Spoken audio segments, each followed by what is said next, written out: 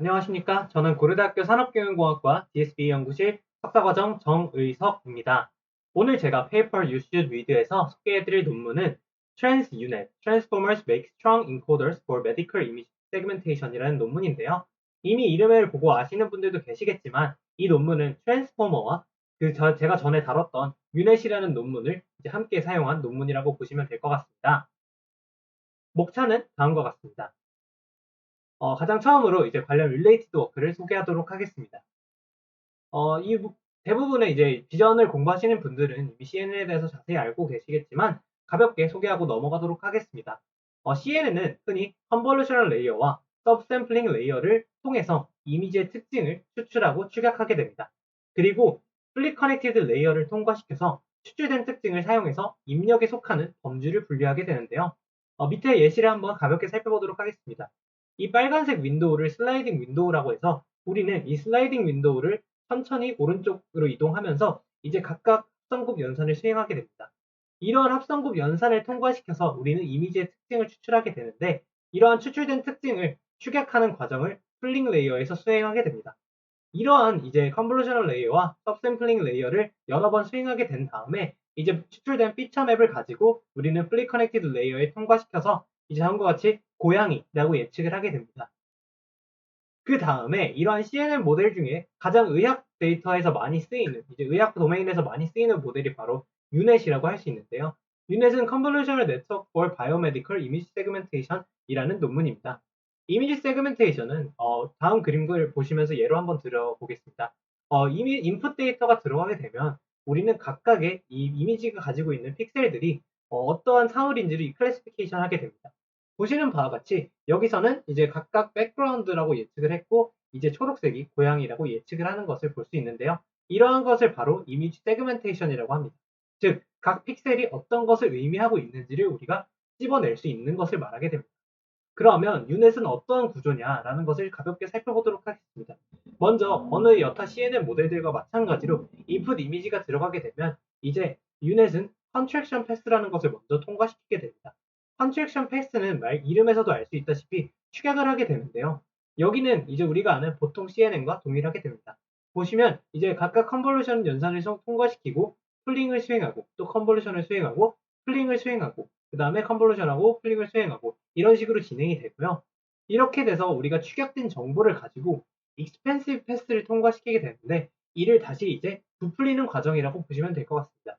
그렇게 돼서 축약된 과정을 이제 업컨볼루션이라고 해서 컨볼루션과 반대돼서 좀 더 키워주는 것을 의미하게 되는데 이런 업컨볼루션을 통과시켜서 이제 사이즈를 다시 키워주는 역할을 수행하게 되고요. 그런 과정에서 이전에 우리가 학습했던 각 레이어에 있는 피처들을 사용하기 위해서 이 회색 부분을 통과시켜서 이제 같이 붙여주게 됩니다. 그렇게 돼서 이제 했더니 엄청 좋은 성능이 나왔다라는 논문이고요. 자세한 내용이 궁금하시면 제 다른 영상 링크를 밑에다 걸어둘 테니 그 영상도 확인해 보시면 좋을 것 같습니다. 네, 그 다음에 이제 CNN과 반대돼서 이제 최근에 트랜스포머라는 논문들이 많이 거론이 되고 있는데요. 가볍게 설명드리자면 이제 RNN 구조라고 해서 이제 Recurrent Neural Network는 고질적인 문제로 Long-Term Dependency 문제가 발생하게 됩니다. 이는 이제 타임 스텝이 길어질수록 시퀀스 처리 성능이 하락한다는 문제인데요. 그래서 이제 우리는 어텐션과 피드포워드 네트워크로 구성된 인코더 디코더 구조를 가지고 학습을 하게 되는 트랜스포머가 제한이 되고 이를 통해서 다양한 모델들이 파생되게 됩니다. 보시면 이제 각각 우리가 이제 각각 타임스탬프에 대한 정보들이 이렇게 들어가면 인코더를 통과시키고 이러한 인코더의 정보를 디코더로 넘겨줘서 이제 디코딩을 하는 과정이라고 보시면 될 것 같은데요. 보시는 바와 같이 이제 각각 인풋이 들어가면 인풋 인베딩, 그 다음에 포지셔널 인코딩을 통과시켜서 멀티헤드 어텐션, 그 다음에 피드포드 네트워크를 통과시키는 구조가 바로 인코더 구조라고 보시면 될 것 같고요. 그 다음에 디코더 같은 경우는 이제 아웃풋에 정보가 들어오면 이제 멀티 어텐션을 통과시키고 그 다음에 이제 인코더의 정보와 같이 멀티헤드 어텐션을 수행하고 피드포드 네트워크를 수행하는 식의 구조라고 이해하시면 될 것 같습니다. 그런 다음에 이러한 원래 NLP에서 많이 사용되던 트랜스포머가 이제 최근 들어서 비전에 많이 적용이 되고 있는 추세를 보이게 됩니다. 그래서 이제 가장 획기적으로 많은 이들의 관심을 받았던 논문이 바로 이 VIT라는 논문인데요. VIT는 이제 비전 트랜스포머라고 해서 이제 아래에 있는 논문에서 이제 나오게 됩니다. 물론 이전에도 CNN에 각각 어텐션들을 수행한 연구들이 많이 수행되어 있었고 이제 이 연구가 그나마 가장 유명했었어 그렇지 뭔가 다른 연구도 안 좋은 건 아닙니다. 그래서 보시는 바와 같이 간단하게 소개를 해드리자면 이미지를 이제 여러 개의 패치로 쪼개게 되고 이러한 여러 개의 패치들을 이제 리니어 프로젝션을 시키게 됩니다. 그리고 이 리니어 패치들에 대해서 이제 프로젝션 된 거를 가지고 포지셔널 인베딩과 함께 트랜스포머 인코더에 넣게 돼서 이제 각각의 MLP 헤드, 즉 이 클래스에 대한 인베딩 값을 이용해서 클래시피케이션을 수행하는 태스크가 바로 이 비전 트랜스포머의 파이프라인이라고 보시면 될 것 같은데요. 기존에 아까 앞에서 말씀드렸던 트랜스포머와 조금 다른 것은 이제 여기서 사용되는 트랜스포머 인코더는 이제 노멀라이제이션이 앞에서 수행되는 과정이었고 이것은 이제 여기서만 사용되는 게 아니라 최근 다른 연구에서 이제 노멀라이제이션을 앞에서 수행해 주는 게 훨씬 더 좋다고 언급된 바가 있어서 이제는 이렇게 인코더가 대부분 많이 사용되고 있는 추세입니다. 그러면 이제 왜 트랜스포머가 되게 이슈가 되는가를 이야기하기 위해서는 바로 인덕티브 바이어스라는 개념을 안 짚을 수가 없는데요. 인덕티브 바이어스는 데이터와 무관하게 이제 우리가 일반화 동작에 영향을 미치는 학습 알고리즘의 특성으로 이제 학습 알고리즘이 우리가 원하는 특정 솔루션까지 수렴을 할 수 있도록 도와주는 역할을 수행하게 됩니다. 그래서 적당한 인덕티브 바이어스를 갖게 되면 우리는 제한된 데이터나 컴퓨팅 파워를 가지고 모델을 학습할 수 있게 되고요. 그 다음에 학습에 사용된 트레인 데이터가 테스트 데이터를 완벽하게 대표하지 못해도 이제 충분히 잘 적용이 될 수 있도록 해주는 역할을 수행하게 됩니다. 반면에 인덕티브 바이어스가 존재하지 않는다면 우리는 로컬 미니마에 빠질 가능성이 존재하고 그 다음에 모델 이니셜 스테이트와 학습 데이터의 순서에 따라서도 다음과 같이 수렴값이 바뀌는 것을 볼 수 있습니다. 보시면 이제 시작점은 비슷할 수 있더라도 이제 인덕티브 바이어스가 없는 모델 같은 경우는 충분히 많은 데이터를 학습을 하지 않으면 이제 다음과 같이 로컬 미니마에 빠지거나 아니면 각각 다른 값에 수렴하는 것을 확인할 수 있고요. 그 반면에 이제 인덕티브 바이어스가 있는 모델을 사용했을 경우 어디서 초기화가 됐든 이제 동일한 값을 수렴하는 것을 확인하실 수 있습니다. 그러면 이제 앞에서 CNN과 트랜스포머에 대해서 간단하게 이야기를 해봤는데요. 이제 여기서 말하는 트랜스포머는 비전에 대해서 이야기할 거기 때문에 VIT 모양으로 제가 한번 만들어 보았습니다. 보시는 바와 같이 각각의 우리가 특성을 알고 가야 되는데 CNN 같은 경우는 이제 윈도우가 통과시키면서 여기 있는 정보들을 축약을 시키기 때문에 로컬리 커넥티드, 즉 그래서 로컬리티가 있는 로컬 정보를 보는 모델이라고 생각하시면 되겠고요. 그래서 이제 각각의 윈도우에 이제 각각 인풋에 대해서 동일한 웨이트가 적용이 되게 됩니다. 반면에 이제 트랜스포머 같은 경우는 우리가 보시는 바와 같이 한 번에 모델에 들어갈 때 이제 전체 이미지의 패치들이 전부 다 들어가기 때문에 이제 글로벌하다고 볼 수 있습니다. 그래서 이제 각각의 인풋에 대해서 different weight가 들어간다고 할 수 있죠. 그러면 이게 인덕티브 바이어스랑 어떤 상관이 있냐라고 궁금하신 분들이 계실 것 같은데요. 인덕티브 바이어스는 아까 앞에서도 말씀드렸다시피 우리가 학습에 잘 수렴을 할 수 있도록 걸어주는 제약이라고 볼 수 있습니다. 그렇기 때문에 컨볼루셔널 뉴럴 네트워크는 우리가 이 구간만 동일한 웨이트로 보라라고 이제 제약을 주기 때문에 조금 더 센 인덕티브 바이어스를 가지고 있다라고 보실 수 있고요. 트랜스포머는 우리는 그냥 이 이미지를 잘라서 넣어주는 거기 때문에 별다른 이제 제약이 없다라고 보실 수 있게 됩니다. 그러면 이 본 논문에서 말하고 있는 각각의 모델에 대한 메디컬 도메인에 대해서 이제 장점과 단점들을 가볍게 짚고 넘어가도록 하겠습니다. 먼저 여기서 이야기하는 CNN의 장점은 다음과 같습니다. 이제 아까 앞에서도 말씀드렸던 것처럼 유넷 같은 모델을 통해서 메디컬 어플리케이션에서 엄청난 효과를 보였습니다. 그리고 이제 컨볼루션 오퍼레이션을 통해서 이제 각각의 셀들이 가지고 있는 엄청난 레프레젠테이셔널 파워를 가지고 있다는 것이 수많은 실험들과 이제 그냥 현상에서 이제 입증이 되었고요. 그 다음에 이제 반면에 단점이 어떻게 되냐면 이제 각각 이미지가 우리가 봤을 때 이미지가 이렇게 있다면 우리가 주변에 암세포가 예를 들어서 이렇게 뭉쳐져 있다면 그 뭉쳐진 부분은 로컬리티가 있기 때문에 잘 판별을 할 수 있는 반면 예를 들어서 부종 같은 경우 여기와 여기 이렇게 멀리 떨어져 있게 되면 이제 그 부분에 대해서는 잘 예측을 하지 못한다 이런 단점이 있게 됩니다. 그래서 보시는 바와 같이 여기서도 exhibit limitations for modeling explicitly long range relation due to intrinsic locality라고 이야기하는데요. 이 말은 즉 로컬리티로 인해서 이제 먼 거리에 있는 릴레이션들은 잘 학습하지 못한다라고 이야기를 하고 있고요. 그 다음에 weak performance especially for target structures that has large interpolational barrier. 이건 또 뭐냐면 이제 페이션트마다 각각 가지고 있는 특성들이 좀 다르기 때문에 베리에이션이 큰 모델들에 대해서는 잘 예측을 하지 못한다라는 단점을 갖고 있게 됩니다. 반면에 이제 트랜스포머 같은 경우는 어떠한 장점들이 있는지 살펴보도록 하겠습니다. 트랜스포머는 이제 글로벌 컨텍스트를 바라본다라고 아까 이야기했죠. 그래서 그런 글로벌 컨텍스트를 바라볼 때 매우 파워풀하게 작용이 되면서 이제 각각 이제 라지 스케일 프리트레이닝을 통과시키게 되면 다양한 다운스트림 태스크에 대해서 이제 많은 역할을 수행할 수 있다라고 이야기를 할 수 있는데요. 예를 들어서 그냥 최근 모델은 아니지만 버트를 예시로 들자면 본 모델은 이제 엄청 큰 라지 코퍼라를 사용해서 모델을 학습시킨 다음에 다양한 태스크에 대해서 파인 튜닝을 해서 이제 사용을 하면 매우 좋은 성능을 나타낸다라고 이야기를 할 수 있게 됩니다. 그리고 이제 최근에 나온 VIT 논문들을 통해서 이제 우리가 확인을 할 수 있는 게 이런 트랜스포머 역시 비전 태스크에서도 좋은 성능을 보인다라는 것을 볼 수 있게 됩니다. 반면에 이제 단점은 어떻게 되냐면 이제 그냥 단순 트랜스포머를 이제 사용하게 되는 것은 이러한 우리가 원하는 메디컬 도메인 태스크에서 좋지 않은 리절트를 나타낸다라고 지적하고 있고요. 뿐만 아니라 이제 트랜스포머는 모델의 글로벌 컨텍스트만을 보기 때문에 우리가 보고 싶은 이제 상세한 이제 부분 디테일 정보가 필요한 부분에 대해서는 이제 성능이 좋지 않다. 즉 이제 로우 레솔루션 피처를 반환하게 된다라고 이야기를 하게 됩니다. 이렇게 이제 CNN과 트랜스포머의 특징들을 살펴봤으니까 본격적으로 트랜스 유닛에 대해서 살펴보도록 하겠습니다.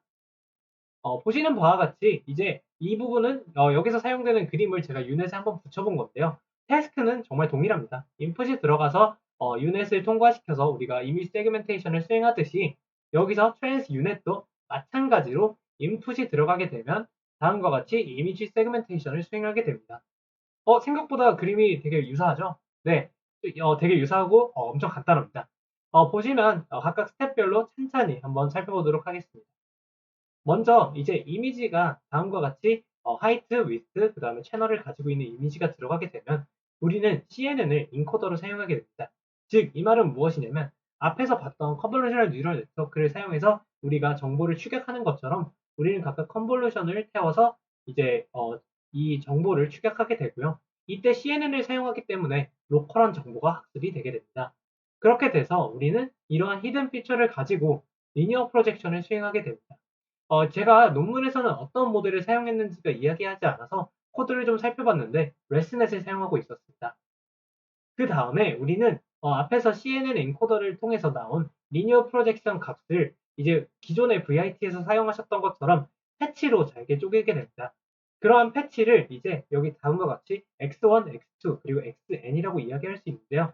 이러한 패치의 임베딩 정도, 즉 이거는 그냥 패치, 이미지 패치가 아닌 이 각각의 이미지의 패치에 대한 임베딩 값입니다. 이러한 임베딩 패치들에 대해서 포지셔널 임베딩을 더해서 트랜스포머 레이어로 넣어주게 되면 우리는 이러한 트랜스포머의 모델의 플로우에 맞게 레이어 놈을 수행하고 그 다음에 멀티헤드 셀프 어텐션을 수행하게 되고 그리고 이를 다시 레이어 놈을 통과시키고 멀티리니얼 퍼셉트런을 통과시키게 됩니다.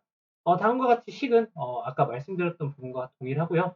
이 Z0가 들어가게 되면 이제 레이어 놈을 통과시키고 MSA를 하고 그 다음에 각각에 대해서 이제 스킬 커넥션 값을 더해주고 그 다음에 이제 다시 이 값을 받아서 레이어 놈을 또 취해주고 MLP를 통과시켜서 이제 ZL이라는 값이 나오는 것을 확인하실 수 있습니다. 여기까지는 다 따라오고 계시죠? 네. 그 다음에 이제 우리는 여기서 나오게 된 히든 피처를 가지고 유넷을 여러분 다시 상기시켜 보면 이 축약된 정보를 다시 한번 우리가 원하는 원래 이미지의 크기로 다시 어컨볼루션을 수행해야 됩니다. 그러기 위해서 우리는 이러한 디멘션을 다음과 같이 HW P 스퀘어로 나눈 값을 이제 다음과 같이 H 나누기 P 그 다음에 W 나누기 P의 값으로 변환을 시켜주게 되는데요. 이렇게 변환을 해주고 우리는 이제 scaled upsampler라는 것을 통해서 이제 모델을 다시 사이즈를 키워주게 됩니다. 이것은 이제 줄여서 컵이라고도 얘기하는데 이때 바라보실 수 있는 게 다음과 같이 이제 여기서 앞에서 말씀드렸던 히든 피처가 들어가게 돼서 차원이 바뀌면 각각 차원을 반 사이즈씩 줄여가면서 이제 원본 사이즈로 다시 키워가면서 원본 사이즈로 이제 가게 되는데요. 이때도 마찬가지로 우리가 트랜스포머에서 이제 중요한 글로벌한 정보를 이제 확인하지 않았습니까? 그러면 또 당연히 글로벌한 정보만 사용하면 우리가 말했던 트랜스포머의 문제가 되는 즉 이제 로우 레솔루션이라는 것을 갖게 되는데요. 이를 극복하기 위해서 이 CNN에서 갖춘 이 CNN의 로컬한 피처들에 대한 정보를 이제 각각 컨캐트해 주게 됩니다. 그렇게 돼서 이제 각각 H 나누기 8 같은 경우는 이제 마찬가지로 동일한 사이즈의 피처 맵을 이렇게 가져와서 붙이게 되고, 마찬가지로 여기서도 동일한 사이즈의 피처 맵을 가지고 오고, 여기서도 마찬가지로 동일한 피처 맵을 가져와서 붙이게 됩니다. 그렇게 돼서 이제 동일하게 이러한 16HW의 사이즈의 매트릭스를 가지고 와서 이제 이미지 세그멘테이션을 수행하게 됩니다. 네, 모델은 정말 이렇게 끝납니다. 정말 간단하죠? 그러면 이제 여기서 본 모델이 가지고 있는 성능들에 대해서 간단하게 살펴보도록 하겠습니다. 성능 테스트를 위해서 본 논문에서 사용한 데이터셋은 다음과 같습니다. 먼저 MICC AI라고 해서 Multi Atlas Abdomen Label Challenge라고 하는 대회가 있는데요. 이 대회 데이터를 사용하게 됩니다. 그래서 본 논문에서는 이러한 그 abdominal CT 스캔스에 대해서 30개에 대해서 확인을 하는데, abdominal CT 스캔스란 다음과 같이 이제 우리가 가지고 있는 신체 장기 부위에 대한 CT 스캔들을 말하는 거고요. 그렇게 돼서 각 3,779개의 이제 엑시얼한 contrast enhanced abdominal clinical CT 이미지들을 보게 됩니다. 이거는 뭐냐면 이제 다양한 각도에서 촬영됐다, 그런 이미지를 많이 사용했다고 보시면 될 것 같고요. 그리고 이거는 CT 이미지의 특징상 그냥 이렇게 85개에서 198개의 슬라이시스를 가지고 있고 512 x 512 x 픽셀을 가지고 있다라고 이야기하게 됩니다. 그 다음에 평가 지표로는 여기서 average DSC와 그 다음에 average HD를 사용하게 됩니다. 그리고 다른 태스크로도 이제 태스크가 아니라 다른 이미지 데이터로도 이제 ACDC라는 것을 쓰게 되는데요. ACDC는 Automated Cardiac Diagnosis Challenge라는 대회에서 쓰이는 데이터셋으로 이제 150개의 exam을 가지고 있는데, 이러한 이미지들을 MRI 이미지로 각각 다른 환자들에 대한 정보를 가지고 있다고 합니다.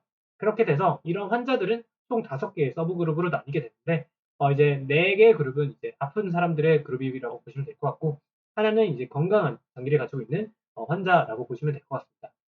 그래서 본 대회는 이제 average DSC 평가 지표만 사용해서 분석을 했다고 하고 있습니다. 그러면 이제 성능을 한번 볼까요? MICC AC에서 이제 성능을 확인해 본 결과 이제 DSC와 HD에 있어서 가장 좋은 성능을 나타내고 있는 것을 확인하실 수 있습니다. 비교하는 거는 다양하게 VNet, DAR, 그 다음에 ResNet 50의 디코더로 유넷을 사용한 거, 그 다음에 ResNet 50의 Attention 유넷을 사용한 거, 그 다음에 인코더로 VIT와 이제 아무것도 사용하지 않은 거, 그 다음에 VIT에 아까 말씀드렸던 이제 단순 컷만 사용했던 거. 그래서 이제 또 다른 것은 ResNet의 VIT에 그다음에 컵을 사용한 거, 이렇게 보실 수 있는데 여기서 이거의 혼동점을 좀 확인하실 수 있다면 여기서 보시는 바와 트랜스 유닛 같은 경우는 CNN을 통해서 학습된 이제 임베딩 값을 사용해서 이제 진행한다라고 보시면 될 것 같습니다. 그 다음에 ACDC에 있어서도 이제 Average DSC를 사용한다고 했는데, 여기도 마찬가지로 트랜스 유닛이 가장 좋은 성능을 나타내고 있는 것을 확인하실 수 있습니다. 그 다음에 이제 여기서 끝내긴 좀 아쉬우니까 본 논문에서 애널리티컬 스터디를 몇 가지 소개해 줬는데요. 가벼운 내용이니 가벼운 마음으로 들어보시면 될 것 같습니다.